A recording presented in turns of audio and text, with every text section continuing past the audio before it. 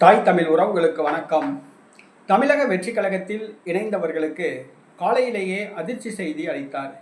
தமிழக வெற்றிக் கழகத்தில் இணைந்த அதிமுகவினருக்கு காலையிலேயே அதிர்ச்சி செய்தி அளித்தார் என்ற தலைப்பில் இந்த காணொளியை காண்கிறோம்.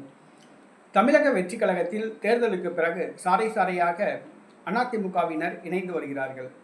அதிமுக முன்னாள் அமைச்சர்கள், முன்னாள் சட்டமன்ற உறுப்பினர்கள், முன்னாள் பாராளுமன்ற உறுப்பினர்கள், தற்போதைய கவுன்சிலர்கள், உள்ளாட்சி பிரதிநிதிகள், அதிமுகவின் மூத்த தலைவர்கள் என பலதரப்பட்டவர்களும் இணைந்து வருகிறார்கள். அதிமுகவில் 35% தொண்டர்கள் தமிழக வெற்றிக் கழகத்தில் இணைந்து விட்டார்கள். தமிழக வெற்றிக் கழகத்தில் அதிமுகவினர் இணைவது தமிழக வெற்றிக் கழகத்தில் காலங்காலமாக இருந்து வருகிற விஜய் மக்கள் இயக்க தொண்டர்களுக்கு அதிருப்தியை ஏற்படுத்தியுள்ளது.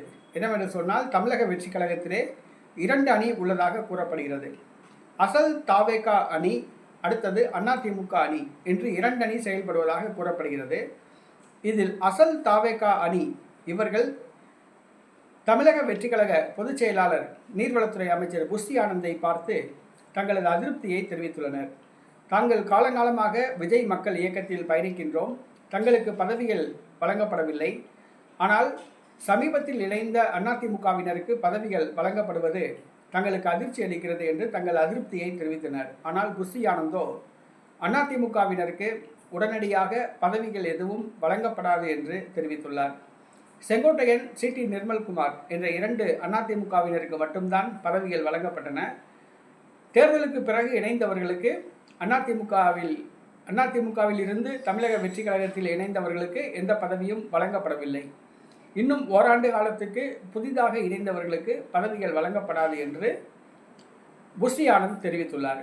அதிமுகவில் சாறை சாறையாக அதிமுகவில் இருந்து தமிழக வெற்றிக் கழகத்தில் இணைந்தார்கள்.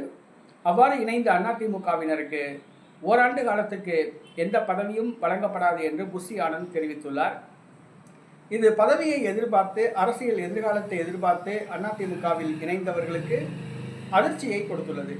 நடைபெற உள்ள உள்ளாட்சி தேர்தலில் எப்படியாவது தாவேகாவில் சீட் வாங்கி கவுன்சிலர் ஆகிவிடலாம், மேயர் ஆகிவிடலாம், துணை மேயர் ஆகிவிடலாம், மாவட்ட பஞ்சாயத்து தலைவர் ஆகிவிடலாம், ஒன்றிய சேர்மன் ஆகிவிடலாம் என்று கனவு கண்ட அதிமுகவினருக்கு அதிர்ச்சி அளித்துள்ளது. உள்ளாட்சி தேர்தலில் போட்டியிட அதிமுகவில் இருந்து வந்தவர்களுக்கு வாய்ப்பு வழங்கப்படுமா என்பது கேள்விக்குறியாக உள்ளது.